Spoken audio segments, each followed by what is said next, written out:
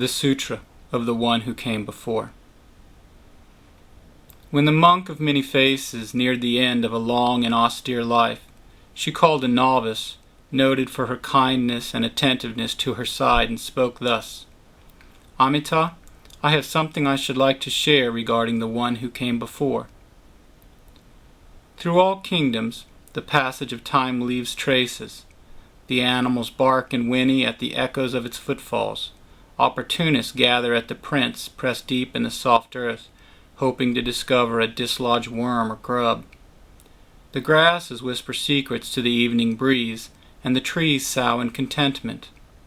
The mushrooms and molds continue to practice their patient and ancient arts of decomposition, but they too are aware, if not disturbed by, the visitor that has left signs of its passing. The pervasive single-celled organisms sputter and whirl in tiny spirals and circles, directed, it is said, by nothing less miraculous than senses compelled entirely by the interaction between proteins and chemicals. All others observe the departure of this visitor in a manner commensurate with their own natures.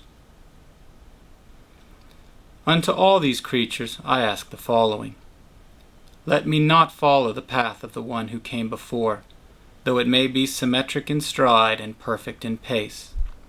Rather, let me trod my own path, though it takes me down unpaved roads, troubled with beasts and bandits. Let me succumb to error and poor judgment, attributable to none but myself in the limits of my reason. Let my ears turn away from the music of the masses, for that well-worn melody, no matter how lovely, has been sufficiently adored. Let me seek out songs unheard by other ears. Let me listen and absorb sounds that change me in ways unique to that sequence of chords. Let my actions reflect these voices resonating within me, though no one understands the source or the reason for my discontent. Let my eyes seek not the well-read books, championed by school teachers, cherished by many, for these books have already performed their work.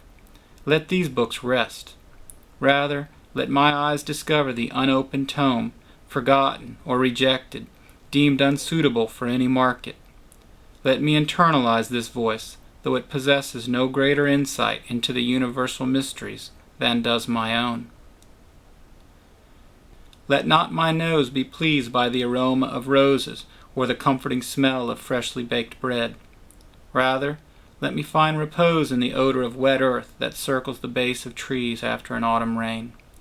Let each subsequent exposure to this scent fill me with the memory of the moment when I lay alone, shivering and vulnerable, on the soil with no thought for the future. Let my tongue not partake in the feast that joins men in shared communion.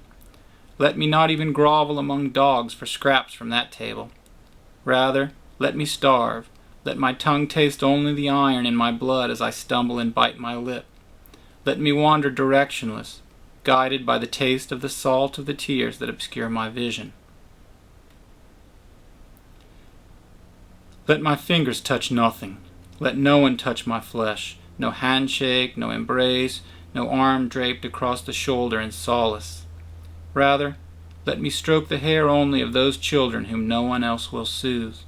Let my fingers trace the outline of their dirty jaws as they cry against wrongs for which there is no champion to right. Let me record in my fingertips the tempo of their pulse as they vanish. Let me too find myself alone on my deathbed, untouched, for in my ignorance I have not discovered a preferable path. Let my volition disintegrate, and my mind rejoice in oblivion.